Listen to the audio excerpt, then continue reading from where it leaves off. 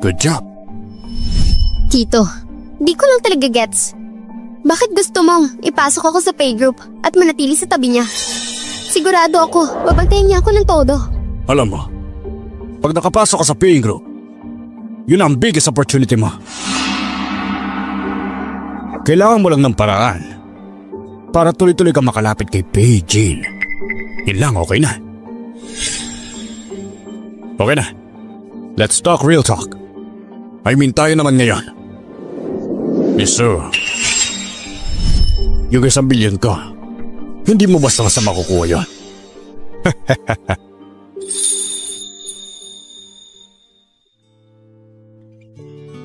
Ay, okay lang. Huwag ka na mag-sad. Hayaan mo na yung lalaking yun. Marami pang ibang mas better sa kanya. Ngayong gabi walang uuwi. Hanggang malasing tayo. Game. Walang uuwi.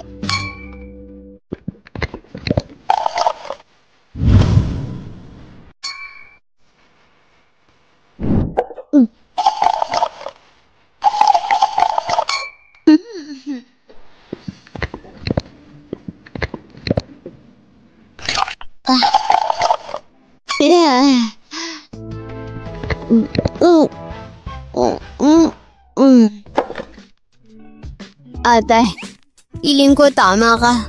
Lapit ka sa lalaki, palsa kang dala. Hindi ko na sana sinunod si Master na bumaba. Mga lalaki, puro istorbo lang yan. Tama. Pag wala kang lalaki sa puso, automatic astig ka. Next time, pag nakita ko yung pain na yan, ate promise, ako na magpuputos sa kanya.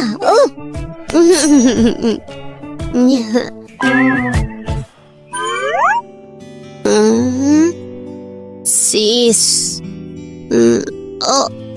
parang nakita ko yung yung ex mong toxic na asawa. Parang nakita ko nga yung toxic mong jowa, girl. Imposible yan. Right now. Malamang nasa piling siya ni Yara. Sure ako dyan. Grabe naman ginawa ko ng lahat para mapagaling siya. Naloko pa rin siya sa akin. Walang iya. Nakakagigil talaga siya. Pero sige na. Siguro nga kasi lasing na ako. Oo nga eh. Lalabas mo na ako magpapangit. Baka sakaling matauhan.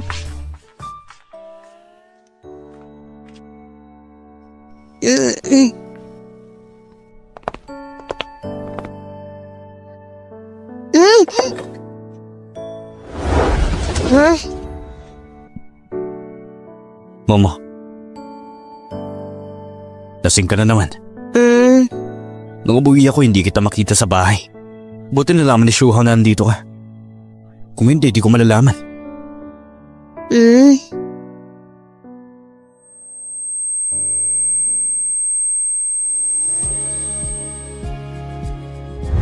Ba't ka nandito?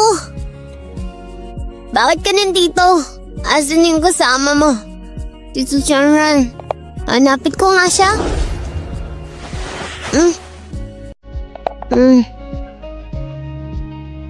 Nakita kami ni Suyan Ran. Dahil dito. Galing to si nanay ko. Bakit kasi ito? Tinawag niya ako para sabihin nagamit ng mama mo. Ginamit niya para makipag-deal. So hindi mo siya tinatagpo ng palihim? Siyempre hindi. Anong kapalit ng deal? Kung pera lang naman ako. Paano kung gusto niya maghiwalay tayo ako? Momo. Hindi tayo mag-iiwalay. Ayoko makipag-iwalay. Depende yan sa'yo.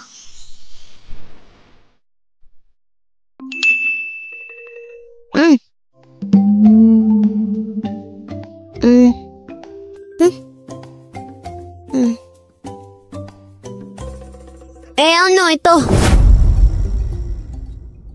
Angle lang niya sa picture. Hindi ko siya pinalapit sa akin. Mukhang desidido talaga siyang mag-misunderstanding lang tayo. Pero... Momo, kung hindi ako pumunta para ipaliwanag sa'yo, aalis ka na naman, di ba? Sabi nga ni Senyor, ang laki ng gubat. Huwag ka na magbitin sa iisang puno lang. Ay, ito sabi rin niya na may pagkakamali ka. Kailangan mong harapin ang consequences. Nope. Matanda na ako. Di na uso sa akin yun. Palo sa puwet.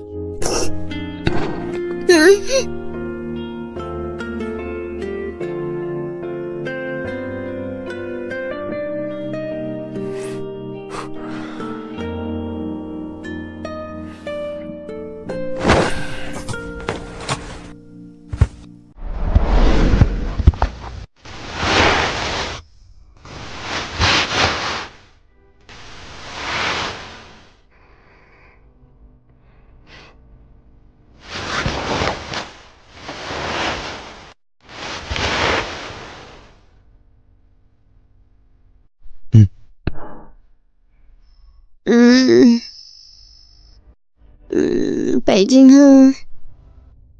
Huwag ka umalis. Pakiramdam ko parang nagkakagusto niya yata ako sa'yo. Alam ko. Ganun din naman ako sa'yo eh. Puntangan natin, no?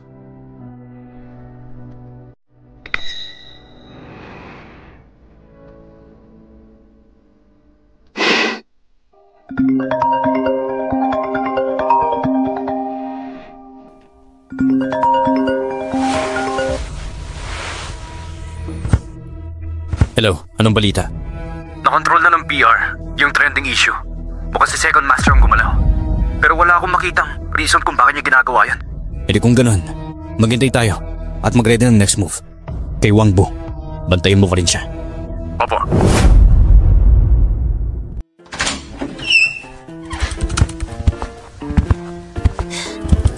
Jinheng, kanina ako nagising para lang magluto ng chicken soup sa'yo. Tikman mo naman. This is my office. Who said you can barge in?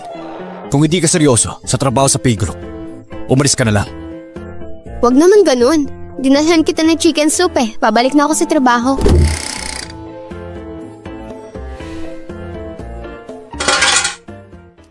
Jingheng, nasiraan ako ng kotse. Pwede ba ako sumabay sa'yo? Tabi dyan.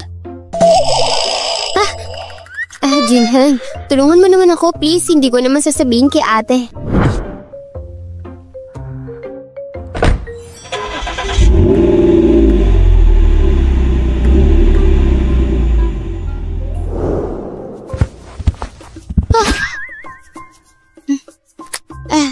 Jinheng, bakit ka ba ang sungit mo naman sa akin? Parang napilayan yata ako. Pwede mo ba akong inulayan? Kung may oras ka pa sa mga ganyang pa-cute, edi panindigan mo na.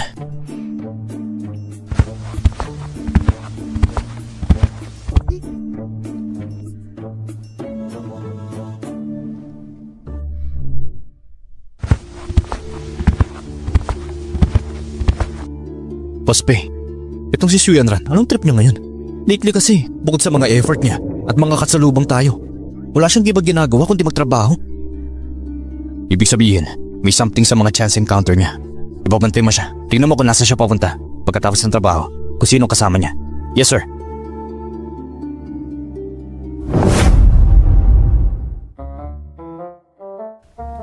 Pwede nga. Narinig ko, lately si Xuyanran ay ginagawa para mapansin ka. Wala bang chance na mahulog ka dyan? Nahulog na ako sa isang pain. Wala nang chance na mahuli pa ng iba. Tingnan natin. Kapag tumagal, may lalabas din na baho. Lilitaw din ang kulay niyan. Sir, nandito na po siya. Tara na. Hanapin na natin ang matandang tuso.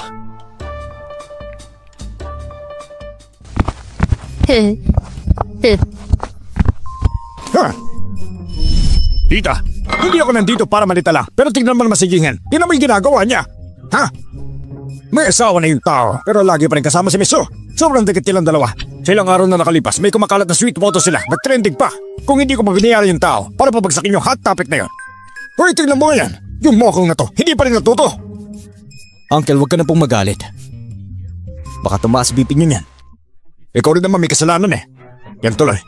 Nalaman na yung media issue. Kung hindi natin makontrol tong ingay na to, kung sakaling naapektuhan yung stock ng vehicle, delikado tayo. Pag dumating yung panahon yun, tayong dalawa sisisihin sa lahat. Jingheng, ano ba talagang nangyari?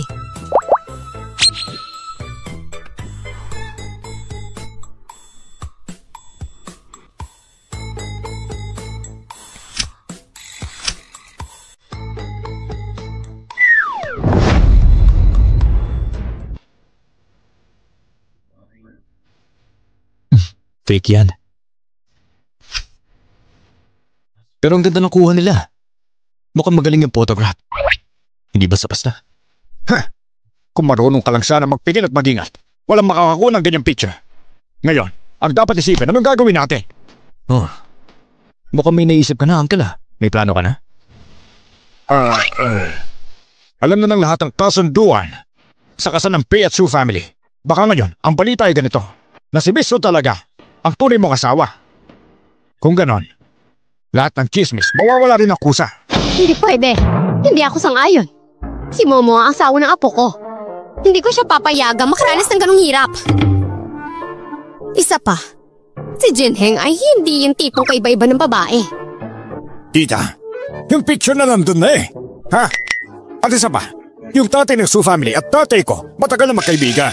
Life and death level ang pinagsamahan. Kaya kung ginalaw ni Jinheng, si Su Yanran, aba hindi ako makakapayag na paliwalayin siya. Hindi mo ba naiisip, Uncle, ang sitwasyon ni Momo? Kung ako tatanungin, ni babae ang panak Su family na lumaki sa probinsya, hindi ka dapat na pumasok sa Fei family. Kahit bumagsak ang Su family, si Su Yanran, lumaki yan sa maayos sa pamilya at may breeding. Siya, ang pinakaakma na maging asawa mo. Siya, bagay? Eh bakit hindi kayo magkatuluyan? Sa tingin ko bagay din kayo. Ha? Tita, pakinggan mo nga siya. Anong sinasabi niya? Walang respeto sa nakakatanda. Wala talagang pinag-aralan. Oo nga, wala akong breeding. Ikaw meron? Araw-araw ka bang kasama ng ibang babae? Nakaedad ng anak mo? Ang galing mo ha? Ikaw, anong kalokohan yung sinasabi mo? Ikaw, anong kalokohan yung sinasabi mo? Ako pa talaga nagsisinungaling? Alam mo sa sarili mo ang totoo. Anyway, bahala ka na kung anong gawin mo kung hindi natin makontrol ang issue na ito. Kapag may nangyaring hindi maganda sa kumpanya, mag-ingat ka. Baka ipa-investigate kita.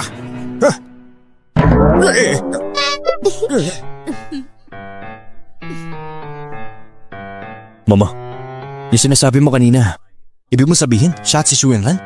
Yung aura niya, amoy na amoy ang person na Su Yanran. Kung simple nagsama lang sila sa isang room, hindi aabot sa ganitong level.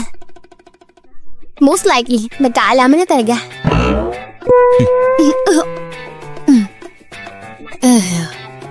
Ay nako, tumatanda na ako. Pagsapit ng gabi, antok agad ang kalaban. Mauna na ako sa kwarto ko. Matutulog na ako. Kayong dalawa, magligpid-ligpid na rin. Tapos, go ahead, be sweet na sa kwarto nyo. Excited na nga ako na magkabuhat ng isang apo.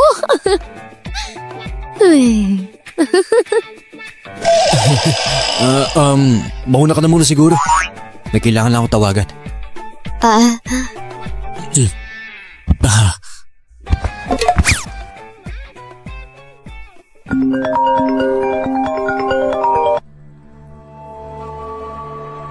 Hello. Bantayin mo na mabuti sina Pacey 1 at Su Yanran. Kung walang chance, gumawa ka ng paraan. Gantihan natin sila gamit ang style nila.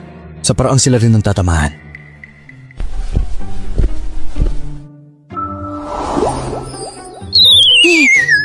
Sushi mo? Ano bang iniisip mo?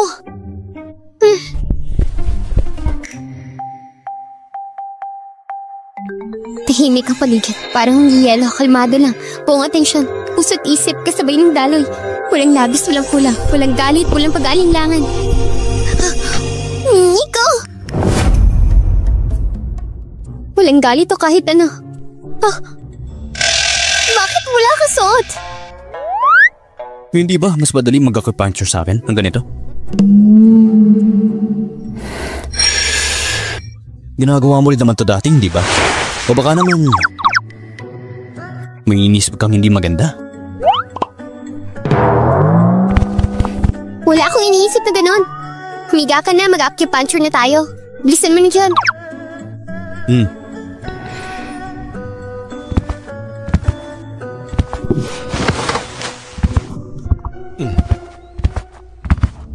Dahan-dahan lang ah. Parang kakaiba kong nararamdaman. Mr. Pe, simula kaninang umaga na maglabas ng pahayag ang PR team. Kasama yung mga clear pictures. Pagkatapos nun, tumigil na ang mga chismis. Talagang humupa na lahat. Tsaka, nakuha na rin natin yung kuha nila Second Master. Palihim na pumasok sa hotel. Ikakalat ba natin? Wag na. Pag nilabas natin, baka gumawa sila ng sariling kwento at palabasin na walang mali. Isan mo lahat kay tita. Alam mo naman, hindi niya palalagpasin yan. Oo nga pala. Yung isa pang bagay last time, kamusta na? Sakto, re-report ko na rin sa'yo. Mahirap pang hanapin pero nahanap din namin. Yung dating kasambahay nila. Pero hindi namin siya matawagan. Bigla na lang namin nalaman. Patay na siya. Kakakamatay lang niya sa isang aksidente. Pero nalaman din namin bago siya mamatay. Bumalik muna si Wangbo dun.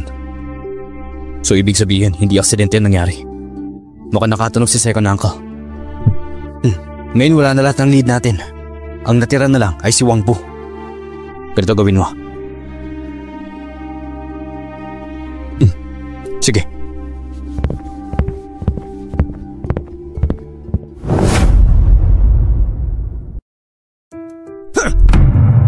Ay, grabe itong lalaking to. May tinatago pala sa akin. Ikaw naman Pinadikit ka lang sa lalaki, hindi mo magawa. Hindi nga ako pinapalapit sa kanya. Ano magagawa ko? Eddie, kung ganon, hindi na uubra yung plano natin. Meron ka pa bang ibang ideya na pwedeng gawin para kay Sushi mo?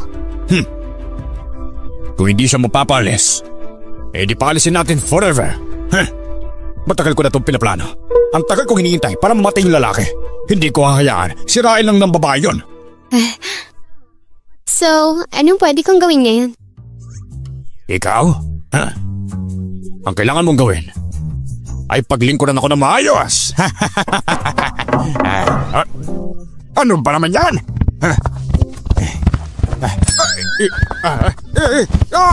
Han, anong ginagawa mo dito? Ang kapalak mukha mo, si Yuan. Grabe, totoo nga na may babae ka.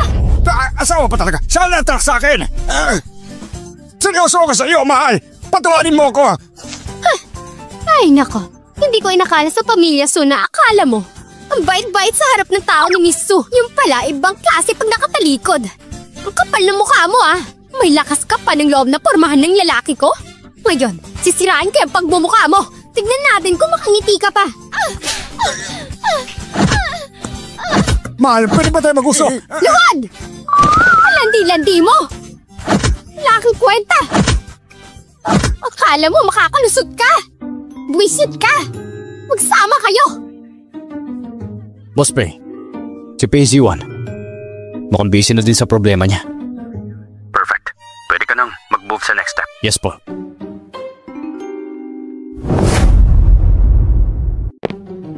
Ma'am, gusto niyo kayo makausap? Shimo! Please, tulungan mo kami. Yung pakiusap lang ang ate mo, si Yanran, hindi mo siya pwedeng basta pabayaan lang. Anong meron? Ano nangyari? Si Yanran, nahuli siya ng second Madam Pei. Sa kama mismo, gusto niya magbigay tayo ng 3 milyong kabayaran. Kung hindi, gusto niya sirain ang mukha ni Manran. Tapos ipapakalat niya sa internet yung issue. Hindi ko kasalanan yun. Pero bakit ako maapektuhan? Wala tayong pera. Kasi hindi naman maganda ang takbo ng kumpanya. Wala nang pondo. Oo nga. Naghihirap nga tayo. Kaya pakiusap, pwede bang humingi ng pera sa inyo? Nasa inyo naman yun Kahit maliit alaga lang, di ba? Kailangan ko lang ng tulong. Maawa ka. Ano kailangan niyang tulong? Ay, ikaw na lang sana magbayad. Isang maliit lang na halaga, pakisuyo, tulungan mo siya. Pakiusap, kung masira ang mukha niya at may labas pa sa internet, pwedeng mawala ang lahat sa kanya. Masisira ang reputasyon niya. Pwede mo bang tulungan siya? O baka pwede mong hanapadala ng ibang solusyon? Huwag na masyadong umabot sa ganito. Kung wala tayong choice, sana tulungan mo kami. Magbenta ka na lang ng bahay. Ano, magsasakripisyo kami para sa inyo? Nung bata pa ako, hindi man ninyo ako inalagaan. Tapos lahat ng effort nyo para kay Suyeran. Kaya siguro napunta siya sa ganito. Inispoil nyo kasi siya. Guard, Aba, palabasin mo sila. aba, ano? Ay, Shimo! Master, yung asawa mo, pinalaya na si Suyanran. Masabi niya, dahil maayos na yung pagbabayad, pinalampasan niya. Pero kung uulit ka pa, makikipag-divorce na raw siya sa'yo. Yang si Lee Suen na yan, kung hindi lang dahil may silbi ang pamilya niya, matagal ko na siyang iniwala yan. Pag napatumba na si Pei Jingheng at nakuha ko ng kontrol sa Fei family, tignan natin kung anong mangyayari sa kanya. Narinig ko, yung master ng babae bumalik para maghanap ng gamot. Baka nga naman, gumaling pa talaga siya. Hindi bali pamparaning, basta sigurista. May hinala na sa akin si Pei Jing. Kung hindi ko pa inutusan si Wang Bu last time para ayusin yung mga kilala nila, ako na sigurong iniimbestigan ngayon. Kaya this time, kailangan mauna tayo. Dapat tayo ang una umatake. Si Wang Bu, nasa na? Wang Bu, parang nahuli siya, kakalaro lang. Mukhang nakakulong siya. Kailangan ba natin siyang tubusin? Wala silbi. Puro palpak ng ambag nun. Bahala na. Mauna siya. Makinig ka. Ganito gawin mo sa oras na yan. Naintindihan mo? Jinheng, pag mo akong sisisihin, kasalanan mo rin kung bakit hindi ka lang namatay. Naghanap ka pa ng asawa. Masira tuloy ang plano ko. 10-9.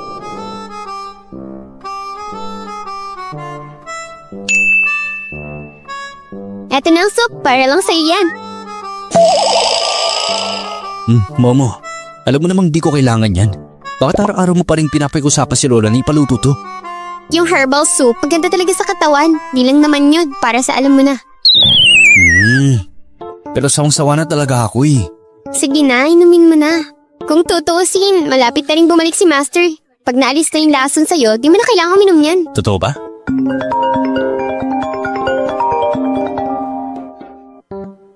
Hello, Master. Nandiyan ka na? Sige, babalik na ako ngayon.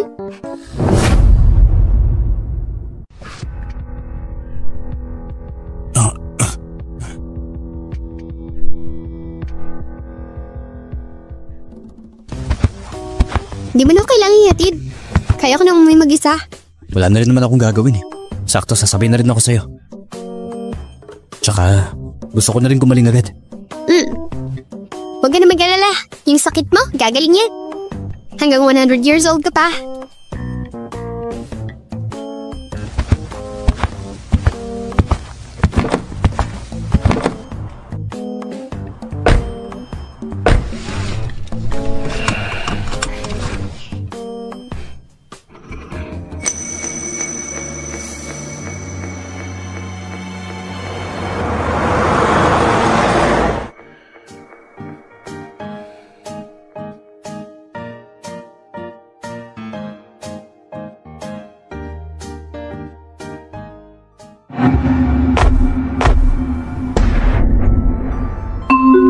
Anong meron? Momo, yung preno. Parang nasira. Ano? Naku, mababangga tayo. Momo!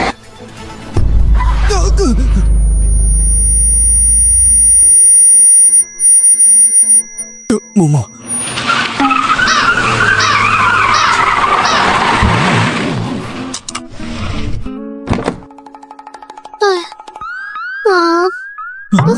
Momo, ayos ka lang ba?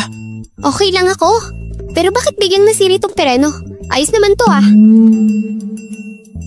Tinong mo.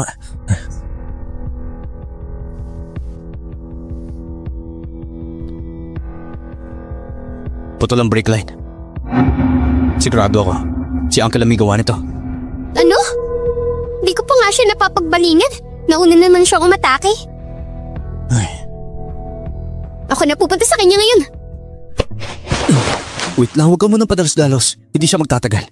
Yung mga kanang kamay niya, may nakuna akong bidesya. Pinadala ko na siya sa loob. Ilang araw na siyang iniimbestigahan. Sigurado akong lalabas ng resulta na. Ayos ka lang ba?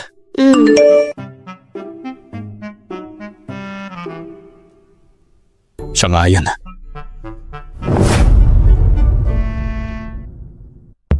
Anong balita? Nakita ko sila sumakay sa kotse. Tapos umalis. Okay, good. Pag nagka-problema si Pei Jinheng, siguradong magkakagulo ang kumpanya at pamilya. Pag kumalig na tong konti, ako nang bahala sa lahat.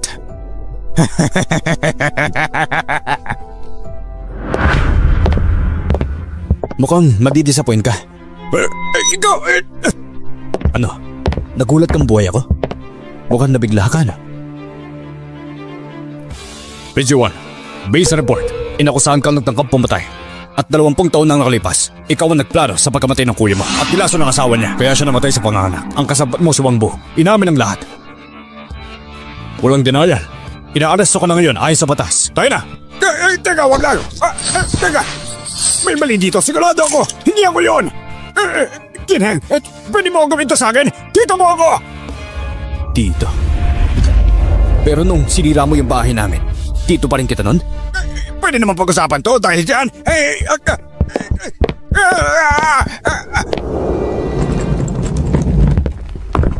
Sa ngalan ng Board of Directors ng Pay Group, dahil sa kasong murder, hinuli si Pay Zihuan. Malapit na mabankrupt ang Su Group. Para sa akin, ibinenta ng parents ko yung bahay. Paige, sushi mo. Lahat ng to, kayong may gawa nito. Hindi ko kayo tatawarin.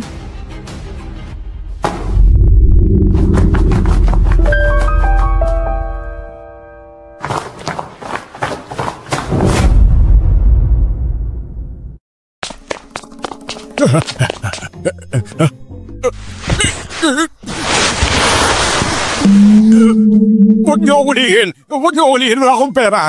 Yung pera ko ikaw lang ako sa nagbigay! Pwede naman akong hindi maghabol sa'yo. Pwede pa kitang bigyan ulit. Pero may papagawa ako sa'yo.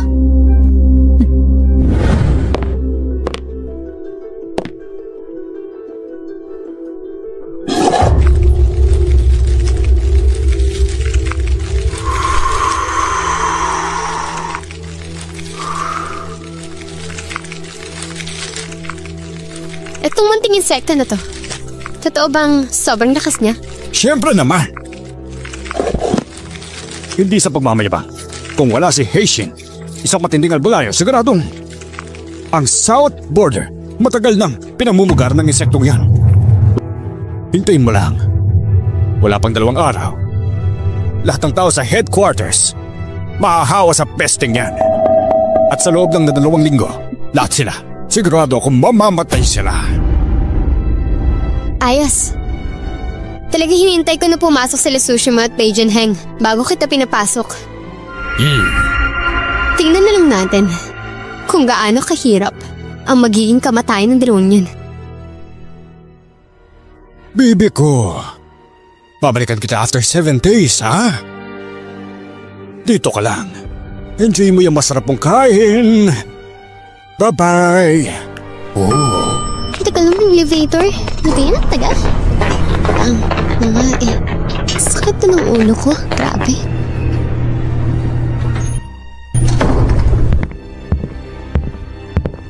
Hello, good morning. Gusto ko lang mag-report tungkol ka Pay Corporation dito sa amin.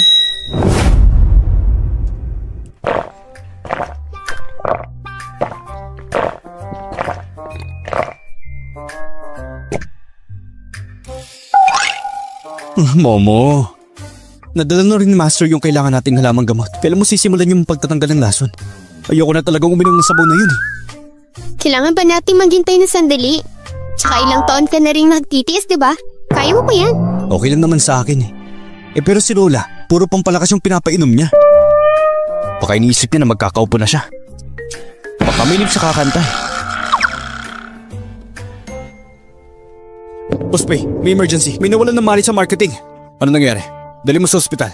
Galing daw sa health center si Liu. Pinapunta sila rito at sinila yung buong building. Sabi nila, may outbreak daw dito. Lahat ng tao pwede pumasok pero bawal lumabas. Ano? Dalhin niyo ako dun. Opo.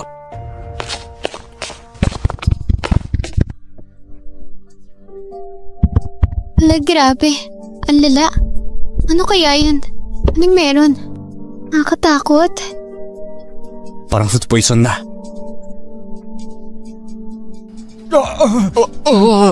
Grabe. Ano nangyari sa kanila? Grabe Insekto naman. ang dahilan yan. Naalala mo pa ba yung fake doctor? Ibig mong sabihin, sinadya niya to sakit na to? Mali. Yung peking manggagamot noon, ginamit yung mga insekto mula sa South Region para gamutin yung batang may sakit noon. Doon palang duda na ako. Yung mga insektong yun, di mo na basta kontrolado.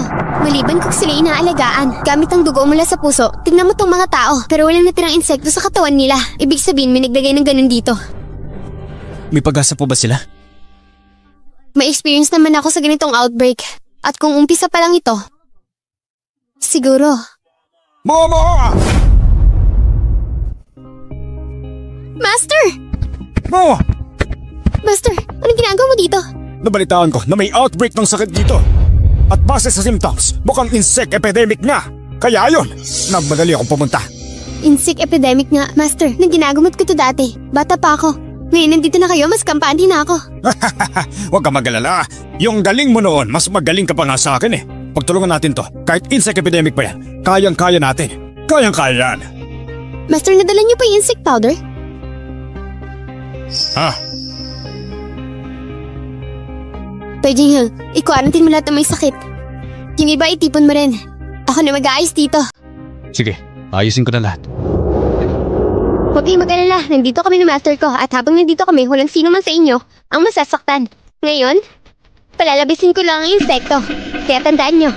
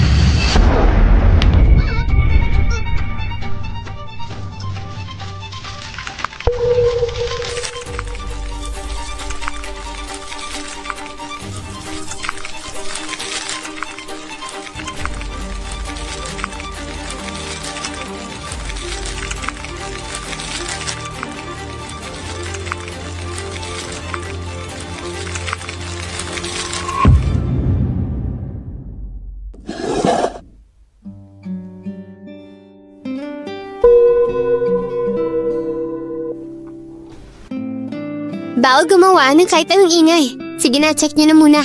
Kung may insect mark sa inyo. Kapag okay na, gagawa ako ng gamot. Huwag kayong mag-alala, ha? Pero, unahin ko muna ito, ha? Kasi inang insekto, hindi pwedeng buhay pa siya. Delikado yan. Teka lang. Master, sabi ni Momo, yung inang insekto daw, kailangan alagaan gamit ang dugo ng puso. Kung totoo man yun, baka pwede natin siya gamitin para matunto ng salarin. Oo, pwede yan. Okay. Itabi muna natin siya, ha? Pagkatapos ng lahat ng ito, ng insect plague, gusto ko malaman kung sino ang may lakas ng loob na gawin ang lahat ng ito na lumabag sa batas at nagtago ng mga insekto noong outbreak.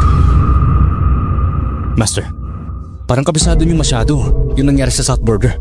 Siyempre naman, yung insect outbreak na yun na halos lamunin ng South Border. Ako, ang kasama ng doktor, nag-resolve namin yan. Pati na rin yung mga insekto na yun. Ako mismo ang nagdala ng tao para ayusin lahat. Ibig mo bang sabihin, ikaw si... Ang siga, doktor? Hindi ako yon.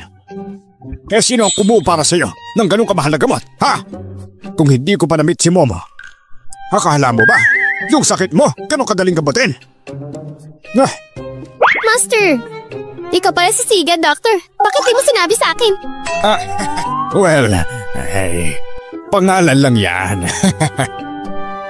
Kung sinabi ko agad sa'yo na ako yung Siga, Doctor, pagkababa mo ng bundok, malalaman mong nagkunwari lang ako mahirap para lang linangin ka. Buhay na yung nakataya dito. Ano nangyari? Mamaya na natin pag-usapan. Huwag mong kalimutan. Pagkatapos na natin tong infestation, si Pepa, hinihintay kang gamutin siya, tanggalin ang lason. Oo nga pala. Sorry Yung pangako kung gamutin ka, baka madili pa ng ilang araw. Okay lang, di naman ako nagmamadali. Mas importante ngayon, maayos tong outbreak.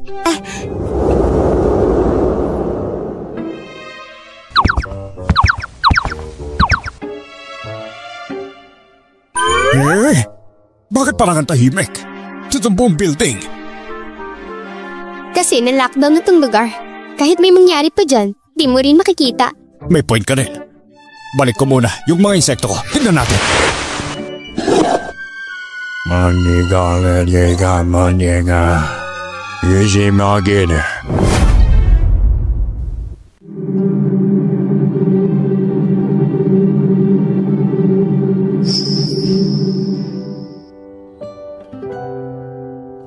Dinideklara ko ang kanyang sakit. Okay na talaga. Yung outbreak na parasite completely na resolba.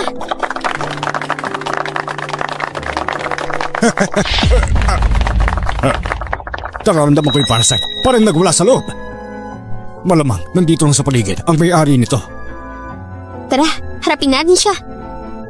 Malay mo, siya rin pala nagpanggap ng sea healer. Tara na. Tara.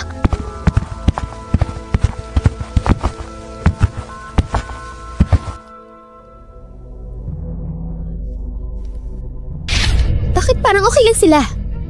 Yung king parasite ko, galing pa yun dati. South Beach sa South Region, hinakaw ko pa yun. Grabe yun, halos tripuli ng South dahil sa mga parasites sa ito. Pero sila wala lang. So anong plano natin? Paano ko malalaman? Isa lang ang usapan natin ha. Huwag mo akong iasa. Ikaw talaga. O ilang time na si Samuran. Hindi ko akalaing ikaw mismo ang nakipag-team sa fake healer. Pero sorry na lang, ang fake na booking na din. This time, hindi ka na makakatakas. Kung hindi dahil sa Master ni Momo, siya rin ang nag-control ng outbreak sa South dati. Siya si Sea Healer. Kung wala siya, ilang tao na kaya ang patay sa building na ito? Yung mga paliwanag mo, sa kanila mo lang sabihin. Ano? Master Soshimo? Siya pala si Sea Healer?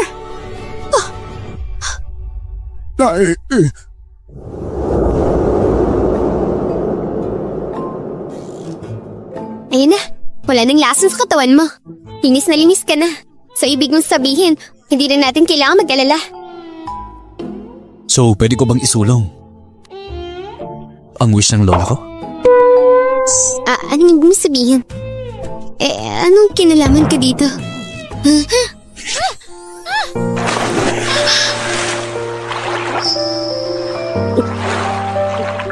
Sige, papakita ko sa'yo. Kung kaya ko, hindi.